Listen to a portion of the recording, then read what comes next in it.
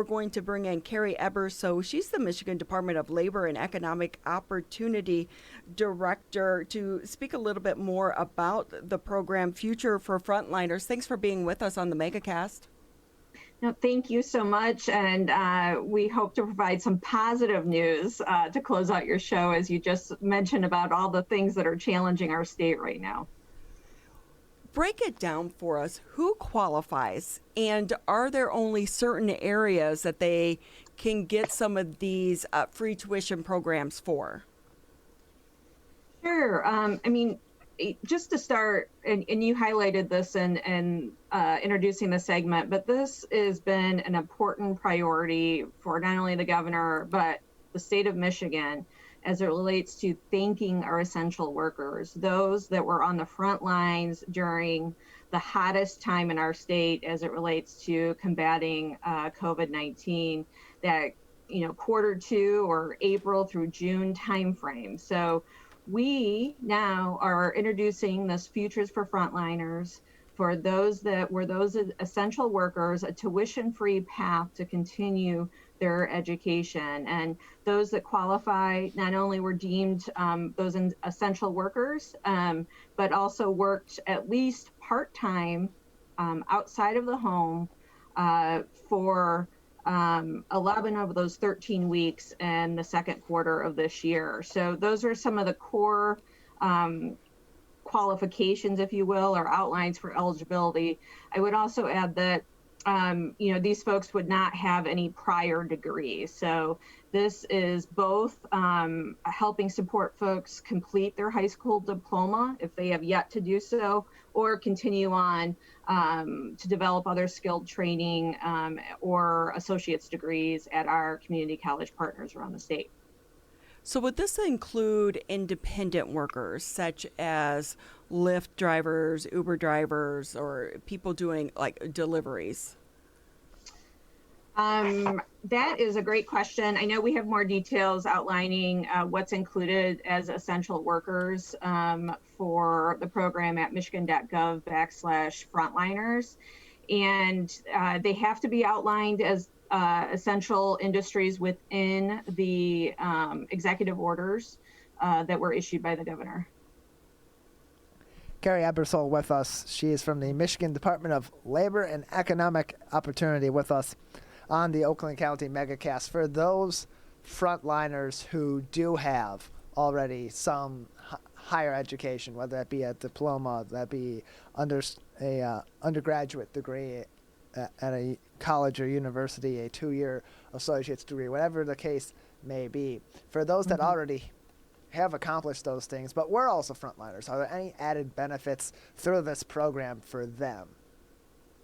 I mean, at this point, we've been focused on the folks that have yet to complete degrees at the associate's level or other skilled training.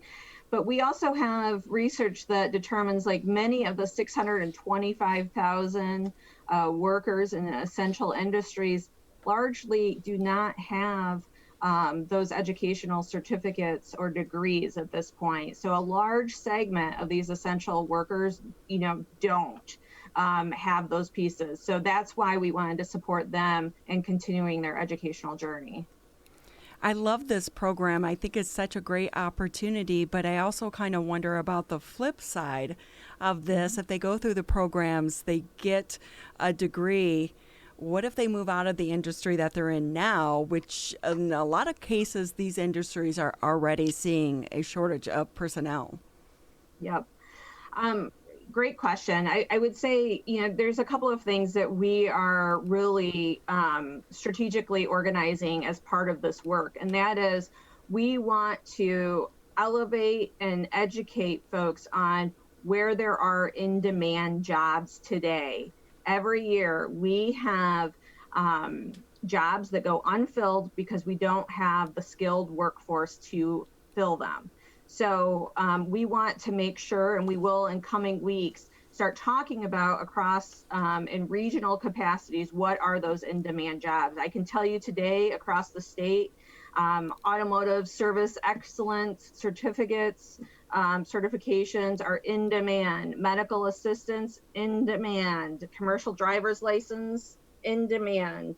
The list goes on: HVAC certification, associates in nursing, welding certificate. Getting tongue-tied here on the MegaCast. That's okay. That's okay. I do it every day.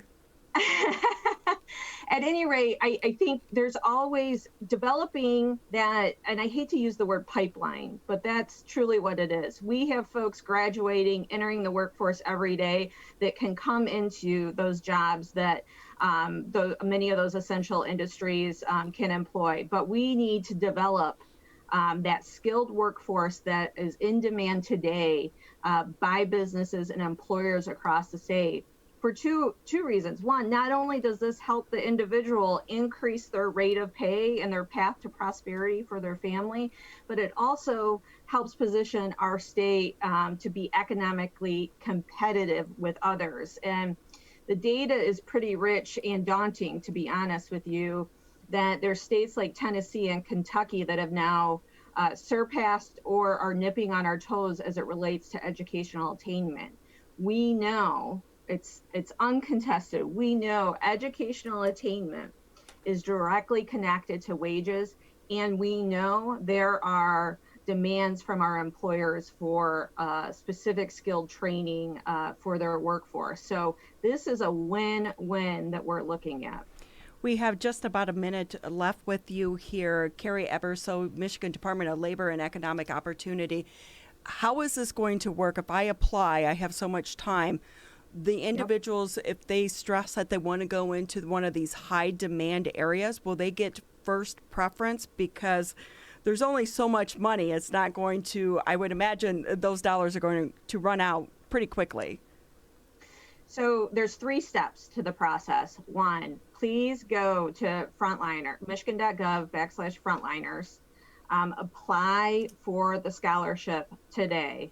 Get it done, apply. We will do the eligibility check. We talked a bit about that criteria.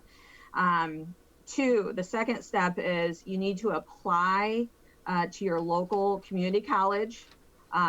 If that's the path you are seeking, you got to fill out and apply that application for community college. The third step is completing a FAFSA form, because again, this is a last dollar scholarship. There's other federal support for tuition in these programs. So we need you to complete that FAFSA form. That's the third step.